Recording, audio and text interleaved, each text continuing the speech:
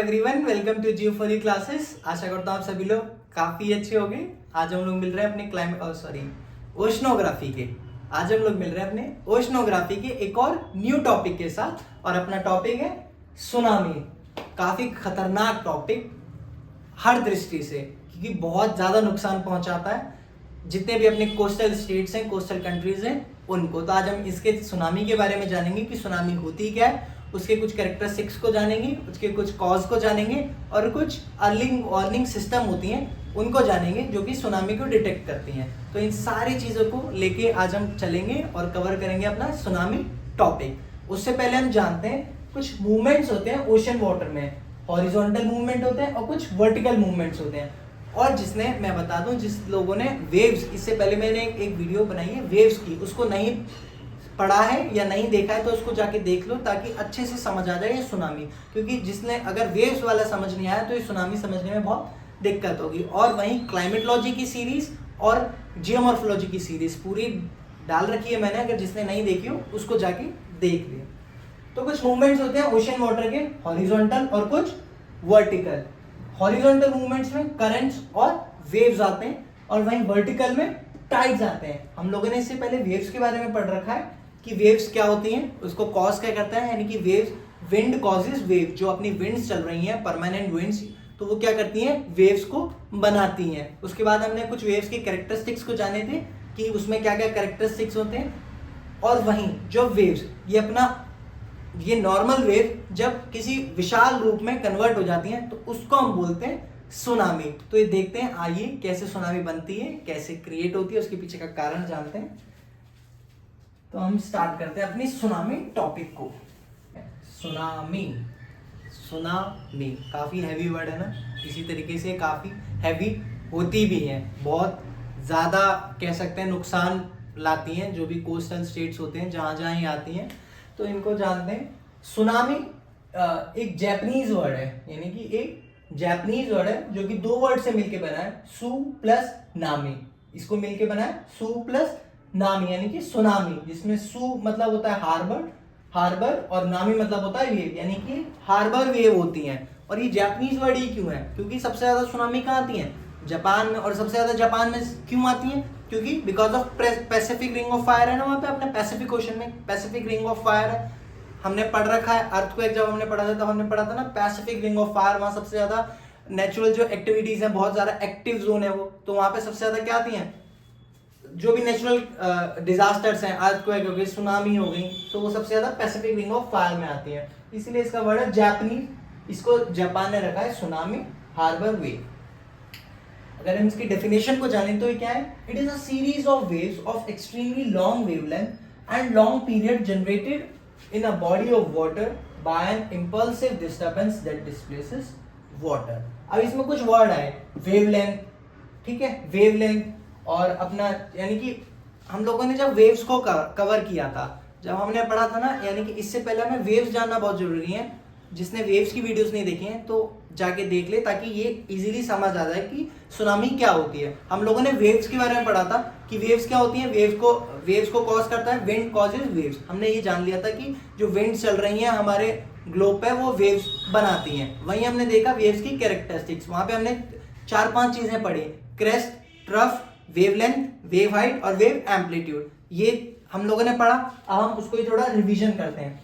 Wave height क्या होती है, क्रेस्ट क्या होता है, top most point of the wave क्या होगी, क्रेस्ट। और वहीं lowest point of the wave होगी ट्रफ।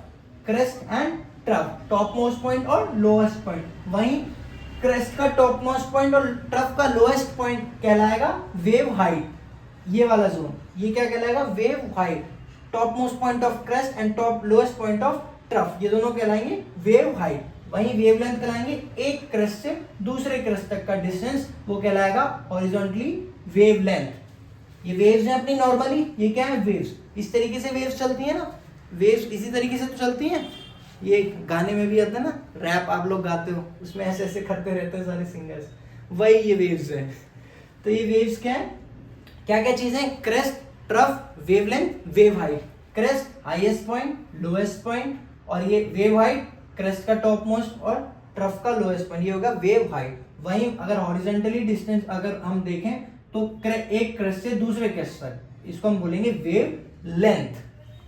ये हो गया हमारी वेव की कैरेक्टरिस्टिक्स। लेकिन जब ये नॉर्मल वेव्स काफी ऊपर चलने लगे, यानी कि नॉर्मल जो चल रही है इसकी जो वेव हाइट है वो इंक्रीज हो जाए, इसकी वेव्स की वेव हाइट इंक्रीज हो जाए, उसको हम बोलते हैं सुनामी। तो ऐसा कुछ भी अचानक तो नहीं होता ना कुछ उसके पीछे का कारण होता है, तो उसका कारण को जानते हैं, कॉजेस को जानते हैं कि वेव हाइट क्यों बढ़ती है, सुनामी क्यों आती है। तो सबसे इंपॉर्टेंट जो कारण है वो है अर्थक्वेक। क्या है? Earthquake, landslides, under sea volcanoes, meteors and asteroids. ये चारों जो इंपॉर्टेंट पॉइंट्स हैं, ये क्या है? इसके कॉजेज हैं सुनामी के। अब अर्थक्वेक कैसे सुनामी लाता है, ये कैसे ला सकता है? ये है अपना ओशन वाला एरिया, ये है अपना ओशन, ये क्या है? ओशन वाला एरिया। यहाँ नीचे क्या है? ये अपनी ओशनिक क्रस्ट है, ये क्या है? ये है अपनी ओशन क्रस्ट, ये है अपनी ओशन क्रस्ट। इसके नीचे क्या है? प्लेट्स है। इसके नीचे क्या है? प्लेट्स है, जो कि फ्लूइड कर रही है किस पे? एस्ट्रोनोस्फेयर पे। ये प्लेट्स हैं, ये प्लेट्स हैं। जब ये प्लेट्स आपस में कन्वर्ज या डाइवर्ज होंगी, आपस में कन्वर्ज या डाइवर्ज होंगी because of converging and diverging lens, because of conversion and diverging lens. ये क्या है? ये क्या है? ये डाइवर्जिंग लिम है। हम लोगों ने काफी अच्छे से पढ़ रखा है प्लेट टेक्टोनिक थ्योरी में, कैसे प्लेट्स मूव करती हैं, वही कितने टाइप्स की प्लेट्स होती हैं, मूवमेंट होती है, प्लेट मूवमेंट होती है, उसको ही मैं समझा रहा हूँ कि जो प्लेट है ये क्या करती हैं? ये ओशन क्रस्ट है, इसके नीचे क्या है? प्लेट्स है, मूव कर रही है, या तो कोई कन्वर्ज हो रही है, या तो कोई डाइवर्ज हो रही है, या तो कोई ट्रांसफॉर्म हो रही है। तो जो भी मूवमेंट होगी नीचे, और वो उसका कारण होता है कन्वर्जिंग एंड डाइवर्जिंग लिम। तो जहां डाइवर्जिंग लिम होगा वहां पे प्लेट आपस में डाइवर्ज होंगी, तो इसकी वजह से यहाँ क्या होगा? यहाँ पे डिस्टर्बेंस होगी। तो जब ये डिस्टर्बेंस होगी, या तो यहाँ से लावा निकलेगा, वॉल्केनो निकलेगा, और जब ये डिस्टर्बेंस करेगा, ये प्लेट जब डिस्टर्बेंस करेंगे तो क्या आएगा? अर्थक्वेक आएगा। तो जब ये प्लेट्स यहाँ से हिली, इसमें अर्थक्वेक आया, तो इस पानी वाले एरिया में तो जरूर कुछ ना कुछ तो नॉर्मल नहीं रहेगा ना। आप एक चीज करना, आप एक बाल्टी लेना और बाल्टी को नीचे से हिलाना। जैसे ये अगर ये बाल्टी है और बाल्टी किसी बेस पे रखी है और ये बेस हिला, तो इसका जो पानी है वो हिलेगा ना। तो जो नॉर्मल चीजें हैं वो क्या है? जो वेव्स हैं वो नॉर्मल चल रही थी, लेकिन अर्थक्वेक के आने से अब ये इसमें डिस्टर्बेंस क्रिएट हो गई, अब ये सुनामी का रूप ले लेगी। तो ये हो गई अर्थक्वेक कैसे कॉज करता है, वो हमने जाना। इसके बाद लैंडस्लाइड्स। हम कुछ स्ट्रक्चर है ना अपने अंदर, हमने पढ़े थे मेजर और माइनर कुछ स्ट्रक्चर है अपने ओशन के अंदर भी। तो वो जब वहां पे भी लैंडस्लाइड होती है, वहां पे भी माउंटेन्स हैं, कैनियंस और रिजेस के रूप में, तो जब उनमें लैंडस्लाइड होती है तो भी वेव्स सुनामी का कारण बनती हैं। ऐसे ही अंडर सी वॉल्केनोज, यानी कि जब यहाँ पे प्लेट्स डाइवर्ज होंगी तो वॉल्केनो निकलेगा, तो यहाँ पे भी फिर डिस्टर्बेंस होगी और वो भी क्या क्रिएट करेंगी? सुनामी। मीटियोर्स एंड एस्टेरॉइड्स, जब ये भी क्या क्रिएट करेंगे? सुनामी। तो जब सुनामी, अब सुनामी इतना वर्ड हो गया, थोड़ा और सुनामी को जान लें, इसको मेरे कॉजेस पता चल गए। अब सुनामी होती कैसी है? सुनामी ऐसी होती है। कैसे? ये सुनामी वेव्स हैं, यानी कि ये ओशन फ्लोर है और ये क्या है? Tsunami waves. ये नॉर्मल चल रही हैं, ये नॉर्मल कंडीशन में नहीं है अभी। इसकी वेव हाइट देखो कैसे इंक्रीज हो गई है। क्या हो गई है? Wave height increase. वहीं हमें एक चीज जाननी है, जो हमारी वेव हाइट है सुनामी की, वो कोस्ट पे सबसे ज्यादा हाइट पे जाती है। क्यों जाती है? उसका रीजन है, जब ये कोस्ट से टकराती है, तो अभी टकरा के क्या बनती है? इसकी जो वेव हाइट है वो इंक्रीज हो जाती है। अगर हम बीच ओशन में देखें, यानी कि बीच ओशन में जहाँ पे डीप वाटर है, तो वहां पे सुनामी, वहां पे भी सुनामी क्रिएट होती है, तभी तो वेव भी, मतलब जो वहाँ पे ओशन का बीच में ओशंस में देखें, वहां अगर कहीं भी डिस्टर्बेंस होगी तो वहां से ट्रेवल करके कोस्ट तक आएगी। लेकिन यहाँ पे अगर हम देखा जाए तो यहाँ पे वेव हाइट उतनी नहीं होती जितनी कंपेयर करें हम कोस्ट पे, क्योंकि कोस्ट से ये टकराती हैं और ये वेव हाइट फिर इसकी इंक्रीज होती है और ये एक भयानक रूप ले लेती हैं। तो ये हो गई हमारी सुनामी वेव्स। यानी कि अगर हम बात करें ना, जैसे शिप है, अगर कोई शिप चल रही हो, बड़ी शिप ओशन के बीच में, तो जो सुनामी वेव्स हैं वो हो सकता है ओशन के नीचे से भी निकल जाए, क्योंकि जो इनकी वेव लेंथ होती है वो काफी बड़ी होती है। अगर हम डीप वाटर की बात करें तो डीप वाटर में जो वेवलेंथ होती है वो काफी बड़ी होती है। तो यानी कि अगर कोई एक शिप चल रहा हो, यानी कि ये यहां पे अगर कोई एक शिप चल रहा हो, यहाँ पे अगर मान लो ये शिप है, बहुत अच्छा शिप बनाया मैंने तो यहाँ पे अगर कोई एक शिप है,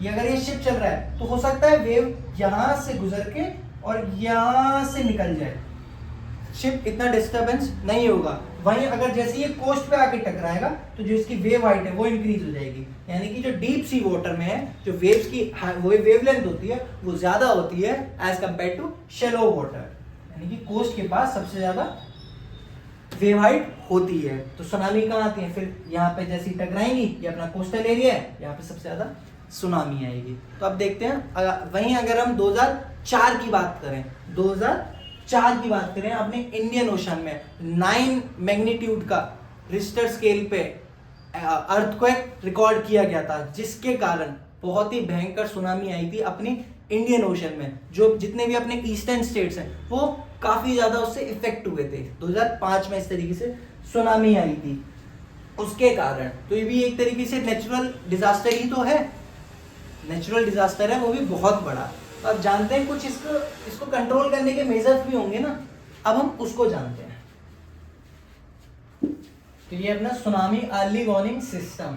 अब हम सुनामी को पहले से कैसे प्रिडिक्ट, यानी कि प्रिडिक्ट तो नहीं करते हैं लेकिन हम पहले पता लगा लेते हैं कि सुनामी आने वाली है। अब वो कैसे, हम कुछ डिटेक्शन मशीन्स हैं, सुनामी डिटेक्शन मशीन्स, जो कि हम सेट करते हैं सी बेड पे, यानी कि एक तरीके से रिकॉर्डर होता है जो सी बेड पे लगाया जाता है, जो कि मॉनिटर करता है प्रेशर को, यानी कि recorder on sea bed monitors changes in pressure. कोई भी प्रेशर, जैसे कि अगर यहाँ पे अर्थक्वेक आया, क्या आया, ओशन में अर्थक्वेक आया, तो जो प्रेशर है वो चेंज होगा, तो ये क्या करेगा, रिकॉर्ड करेगा उसको, और ये रिकॉर्ड करके ये भेजेगा। यहाँ पे एक सेटअप करते हैं ओशन में ही, इसको पूरा डाटा भेजेगा और ये डाटा सैटेलाइट को भेजेगा।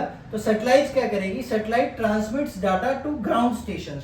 बहुत से अपने जो कोस्टल स्टेट्स हैं वहां पे ग्राउंड स्टेशंस बनाए जाते हैं जिनके पास ये इंफॉर्मेशन पहुंचती है कि सुनामी आने वाली है। ये पहले ही प्रिडिक्ट नहीं कह रहा हूँ, सॉरी प्रिडिक्ट मैं गलत वर्ड कर रहा हूँ, ये पहले ही पता लगा लेते हैं इन डिवाइसेस की हेल्प से कि सुनामी आने वाली है। तो इसको ही हम बोलते हैं सुनामी अर्ली वार्निंग सिस्टम। अगर अर्थक्वेक आएगा, यहाँ पे जो भी एक्टिविटीज चेंज होगी अपने ओशन में, ये उसको रिकॉर्ड करके डाटा भेजेगा, ये डाटा सैटेलाइट को भेजेगा, ये सैटेलाइट ग्राउंड स्टेशंस को इंफॉर्मेशन देंगे कि भाई पानी में कुछ ना कुछ डिस्टर्बेंस हुई है। तो जो ग्राउंड स्टेशंस हैं फिर वो उस पर वर्क करते हैं और जो भी कोस्टल एरियाज हैं उसको खाली कराया जाता है और जो भी लोग हैं उनको शिफ्ट करा जाता है वहां से, ताकि उन्हें पता चल जाता है ना कि सुनामी आने वाली है, तो कम से कम नुकसान पहुंचे। इसीलिए फिर वो पूरी जो टीम है उस चीज में लग जाती है, अपनी सुनामी या फिर उससे कैसे बचा जाए उसमें। आशा करता हूँ आप सभी को सुनामी जो हम लोगों ने पढ़ा काफी अच्छे से समझ आ गया होगा। नहीं आया हो तो प्लीज मुझे कमेंट करके जरूर बताओ, और जिन लोगों ने बाकी वीडियोस नहीं देखी हैं उसको जाके देख लो, और ज्यादा से ज्यादा इस वीडियो को शेयर करो ताकि और बच्चों तक भी ये इन्फॉर्मेशन पहुंच पाए। मिलते हैं नेक्स्ट वीडियो में, तब तक के लिए थैंक यू सो मच।